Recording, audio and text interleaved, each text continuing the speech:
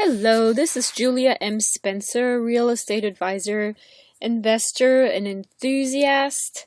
And today we have planned to go out into my town and look at some tax lien foreclosures that are going to be for sale next week. We're a little bit late in the process, so we have a little bit of catching up to do. But what I plan on doing today and with this video is to kind of let you more or less stand behind me and watch over my shoulder on how I go about researching these properties, because obviously I want to spend as little time as possible going to these places and looking at them, and I want to do most of my homework at home so I can minimize the time that I spend on researching these. So I received a paper the other day which has the tax lien foreclosures advertised. It's my local county is Chatham County in the state of Georgia. This is the Savannah area, and this month, June of 2015, we actually have two sales going on at the same time, so it's just going to be interesting. Not only are we going to have the bank foreclosures, but we're also going to have the county tax lien foreclosures as well as the city tax lien foreclosures for the properties that are located within the city limits as well. So it's going to be interesting because you obviously can't listen to two people auctioning off properties at the same time.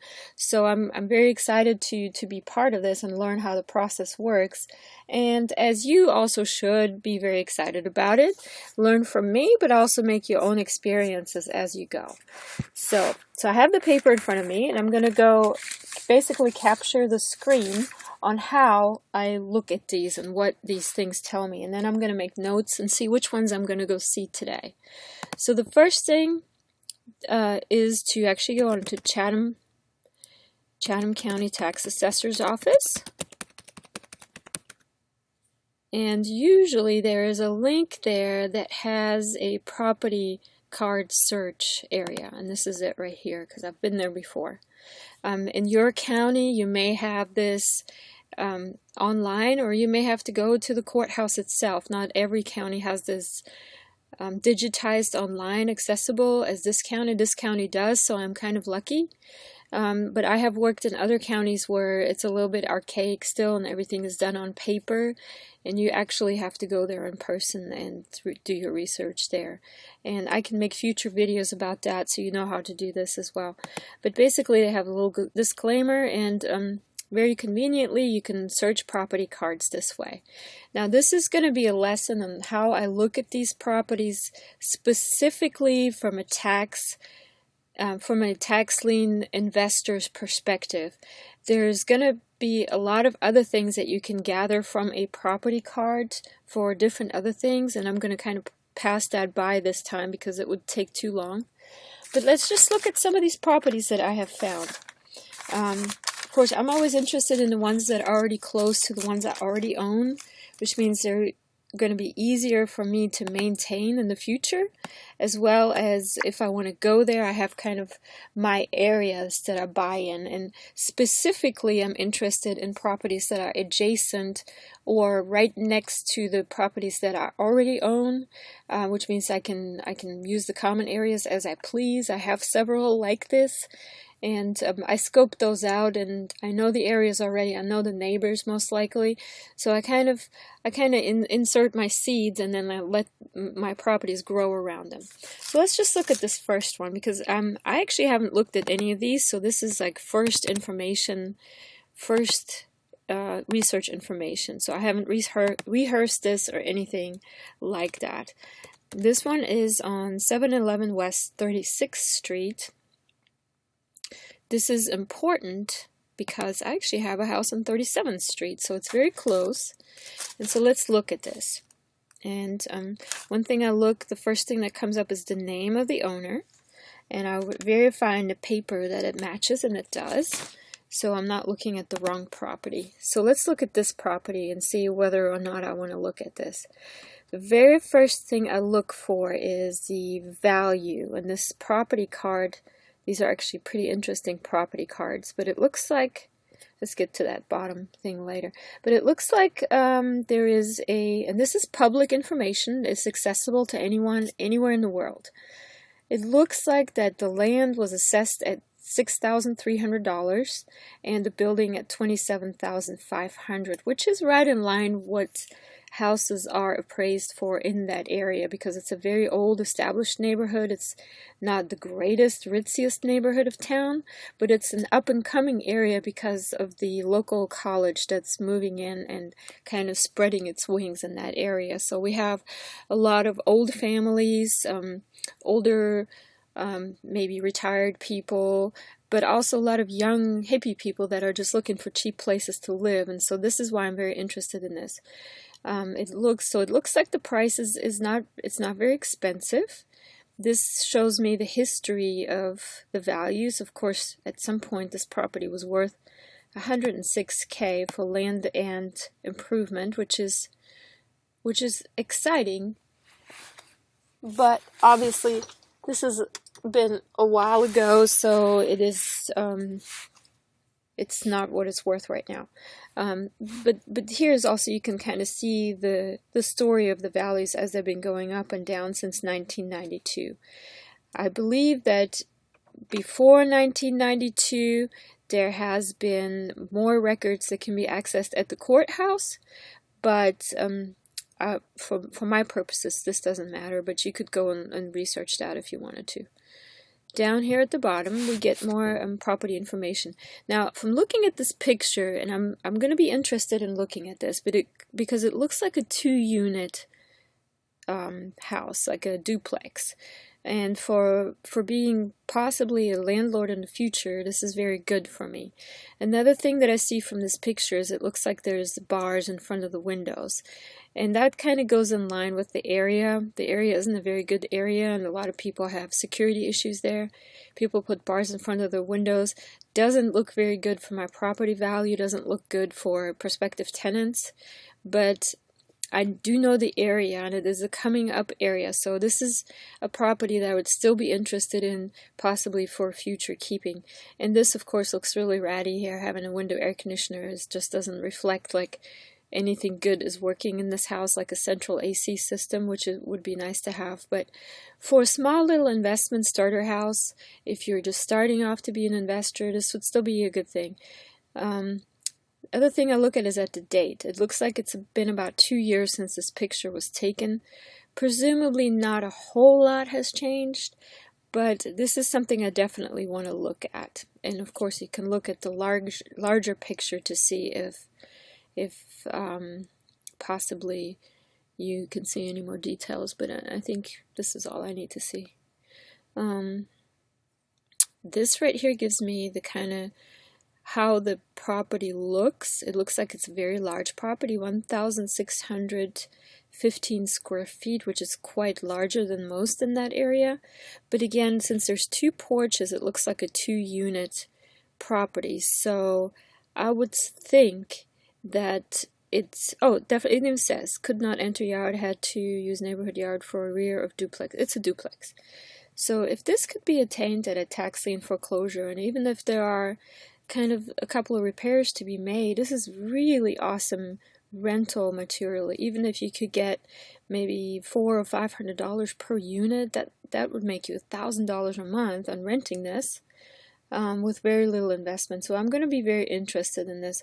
Also, it looks like the owners are local. They're from Savannah, and this property is in Savannah. So either way, I think investing in this one would either get you a good property or else it would get you your money back, because it looks like it's a property that is valued to be had, and the owners likely will pay it off. What else can I see from this? It's a 1-story. It's condition 3, which means a better condition. Qualities 2. It doesn't say how many bedrooms, but it says 2 bathrooms. So I'm presuming probably 2 bedrooms, 1 bathroom on each side. Anything else I can gather from this?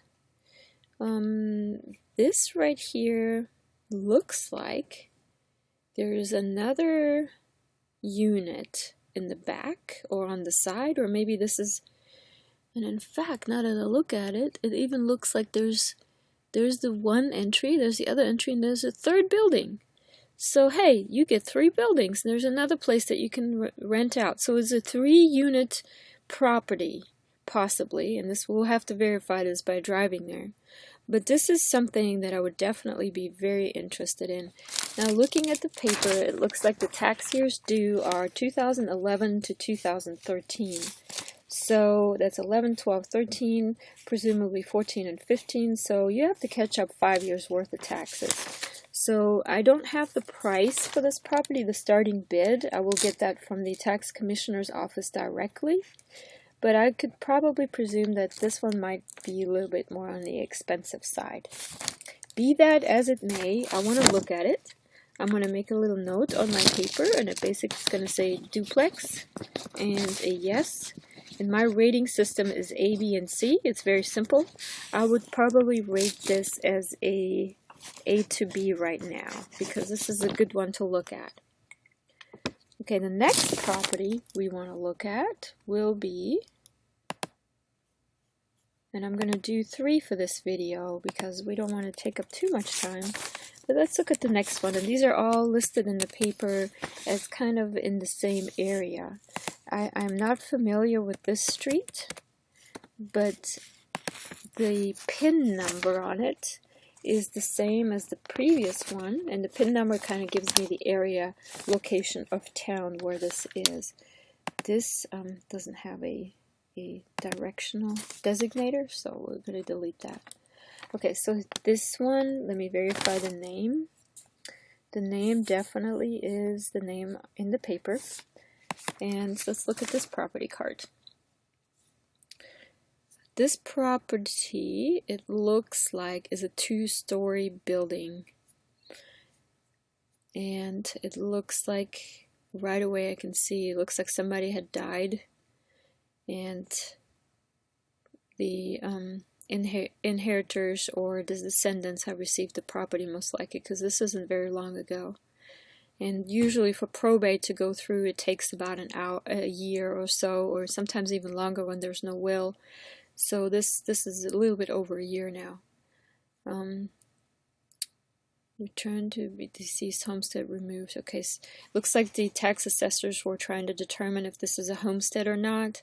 If a property is a homestead, what usually happens is the owners will get a tax break for being the owner occupants. If it's a tenant occupied property, investment property, you don't get the tax break. And a lot of times tax assessors will go out, and appraisers, and find out if somebody, whoever lives there, is actually the owner, and then that will determine if they will collect or not collect this extra tax that would be removed on the homestead. So it looks like that in 2011 they tried to send a letter about homestead exemption, and it was removed. It was returned because the person had died, and the homestead was removed. This looks like there's 2 names, care of. It might be the person that lived there was not capable of taking care of this, so somebody else was taking care of this. Overall, the value of this property is $42,000. It's a little bit more than the other one we looked at. Values, of course, 2008 we had the highest property values here. It's been going down ever since. The picture was taken approximately 2 years ago. I'm really careful with purchasing anything that is 2-story.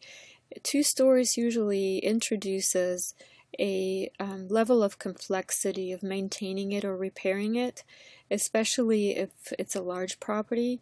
And I steer away from that, because the smaller properties that are a single story are simple to maintain, and any contractor will tell you once you start going into 2 or 3 stories, it becomes more difficult to access plumbing and electricity, as well as any kind of framing issues, structural issues, the roof. Single story is usually much better. But this might still be considerable, but it looks like to me there's some issues with the windows. It looks like maybe something is boarded up here. This house generally does not look like it's in good shape. However, it is huge, 2,272 square feet. It looks like it might be a duplex as well. It looks like 2 entryways. So we have to look at this one too. I would like to see this one. Other than that, I don't see very much information here. Not really sure. A lot of these little factors and market value areas, these are kind of not very specific. I'm sorry, not specific, that's the wrong term. They're not very applicable to what I'm looking for. And it might actually be more than a 2-family, it might be a 4-family home. So this is another one that I definitely want to look at, and I can't really see from this picture. I do want to see the area and see where that is. So I'm going to make a note of this. This is a two-story, and it would be a B property. Okay, let's look at the third one, and then you will probably get a little bit an idea of how I look at these. Let's just delete this, close that up, and let's type in the next one. The next one would be, now there's more information you can get from the tax assessor's website than what I'm looking at. There are the sales and sometimes the deeds themselves are online too, and we can go through that at the next time. But for this purpose, I'm just looking to see whether or not I want to look at this property prior to purchasing it next week and get kind of an idea what's available. And for sure, I'm going to get a more accurate list that tells me what has already been paid off and what is still available next week.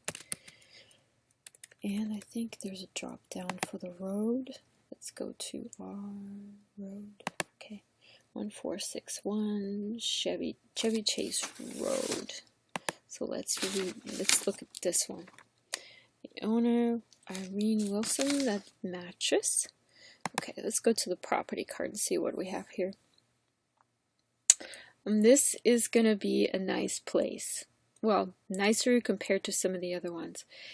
Again, the first thing I see over here, they removed the COD. I'm not sure exactly what COD stands for now. But look at this value, $105K for this property.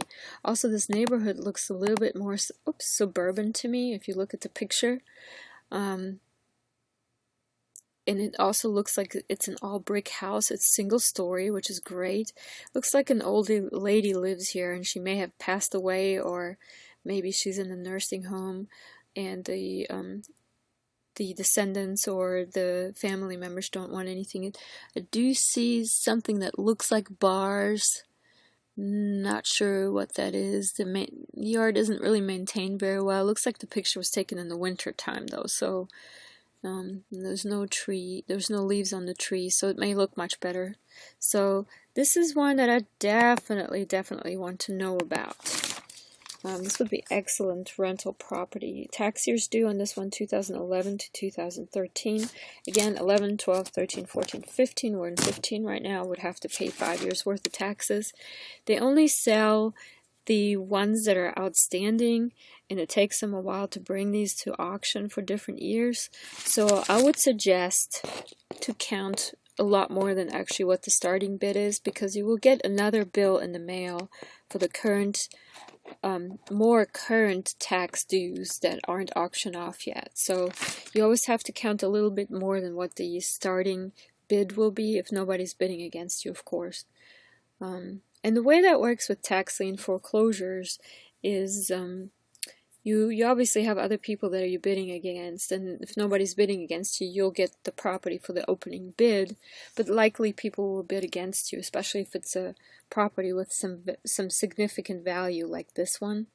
And you will definitely need to see what other tax liens or what other liens are against the property, and you kind of have to understand the order of the tax liens, because some are valued more than others, and the tax ones are valued more than any other lien, like a construction lien or a mortgage lien or any other lien. However, you have the city taxes and the county taxes, and they're on equal standing. So it's kind of like whoever brings the property up for auction first is the one that then gets to have the primary lien. However, it does not erase the other tax liens because they're on an equal level, but it does erase everything that's a lower tax lien that's in second position, such as your mortgage or construction liens. But I explain all this a little bit better on my website. It's www.juliamspencer.com. M stands for money. I do want to earn you some. I'm in the process of earning more myself, and I want to get you there as well. And we can talk about this some more. But let's finish looking at this property really quick, because there's a couple other pieces of information that are very important. For example, it looks like this is a big property as well. It looks like it's 2,015 square feet for the base living area, and it looks like it has porches all around and this little carport. This is excellent. This is a very good property to have. I think if the original owners don't pay off the tax debt on this, this would be an excellent property to get. Now, the only thing that I cannot see from the property card, obviously, is the location. So this is another one of those. Let's put an A to B there, because obviously I definitely am interested in the ones that are made out of brick. It just, there's a sense of permanence with that. And I'm going to write old brick ranch house, and I need the location. Now, in addition to this, before I drive out to these areas, what I usually do now, for the first two, I already know the area because I have properties there. I'm sorry, for the first one, that's on 36th Street. But what I do is I also go to MapQuest or Google Maps or something, and I look at the area this way. And I kind of know from my town, and you will learn this as well as an investor, you will learn which are the good areas to go to and which ones are ones that you probably want to stay away from. And you will also learn where the boundaries are for each. So as you can see, we're located here on the islands. I'm going to type in this first address that we looked at, 3, that would be in Savannah, Georgia. And this is something you can do in any area where you live. And it looks like we have also a street view, which of course Google drives around with cameras and takes pictures of streets, so you can kind of see where this area is. So let's look at this, because this will give me a little bit better picture of this Hardin Street property. And definitely is a duplex. Definitely looks a lot worse than it did on the other picture. However, believe it or not, it looks relatively livable, and this house right next to it looks excellent. It looks great. Looks like power lines are running from the street, so this is an older neighborhood. They're not underground like some of the newer neighborhoods. There's some roof issues here, definitely some maintenance paint issues. Looks like an old house on a slab foundation. And it looks like the area doesn't look so bad behind there, so I'm definitely going to want to look at it. Let's look at the street a little bit. And this is a perfect thing that you cannot get from the property cards. Okay, I understand this area. This area is a suburban area, is an old suburban area. And if it's a good area or not, generally, it looks like there's people on the street. This is what's across the street. We have an issue with this house being quite ugly, but this looks like a kept up street. It doesn't look too dirty. It looks like here's a newer house. I definitely want to look at this one. Now the one thing, let's look at the actual maps again, and I think I just clicked the wrong button, so let's go back to where we just were. Let's just type in Google 23111 Hardin Street, Savannah, Georgia. Apparently there's some in other cities. Okay. Now, Ogeechee Road is not a good road right here. And 37th Street is a street I have a property on already, and we just looked at 36th Street, which is over here. So this is a couple of further streets down, like between 39th and 40th. I still probably want to look at that because this is more a midtown type area. It's not downtown. It's not really the south side of town, which is the worst part of town that I probably don't want to go to. But it's kind of like in the middle. So this is not a bad area. Let's look at the other one. Let's see if I can find the other one on Google Maps. And the address of that one is, and the fun thing about all this is that once you learn the areas a little bit, and these names of streets, especially the ones close to where you already have properties, are going to sound very, very familiar to you. And you're going to be able to recognize them instantly and already know the areas, and you wouldn't have to do this MapQuest thing. But at this time, it's useful to do this exercise. And so here's the street view of this area, and I can already see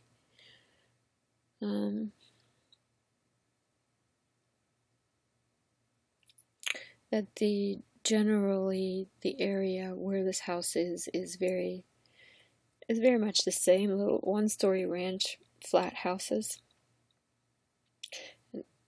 And it's close to the interstate, it looks like. Let's see if we can like turn this around a little bit and look around. Yep, this street has much more trees. Looks like more an outlying area of away from downtown. Looks like the yards are very well maintained. The cars in the driveways look like this seems like a really nice blue collar, very, very nice area actually. So I'm pleasantly surprised that this house would be up for auction. So I'm definitely going to check that out. The one thing I want to do is I do want to look at the actual map to see where it is in relation to everything else in this town. And it looks like it's close to elementary school, and it looks like, let's just scope out a little bit. Okay, so as I had suggested, or as I had already thought of, it looks like it's very close to the interstate here. This definitely needs to be checked out because there's some areas around the interstate intersection here that aren't that great. But this is a new area I would be getting into. I don't understand this area very well. And it's away from downtown. It's more over in a less populated area, what looks like. So yes, definitely that one I'm gonna want to check out. And so this is kind of like an overview of how I go about doing my homework on tax lien foreclosures before I go drive out to them. And I will be making several more videos like this to explain maybe if we find some that I don't go to and why. And other information like this, you can get it on my website. It's www.juliamspencer.com. M stands for money. Subscribe to my newsletter, and happy investing. Hopefully you can make some money soon. Thank you. For your free guide to real estate investing, visit juliamspencer.com.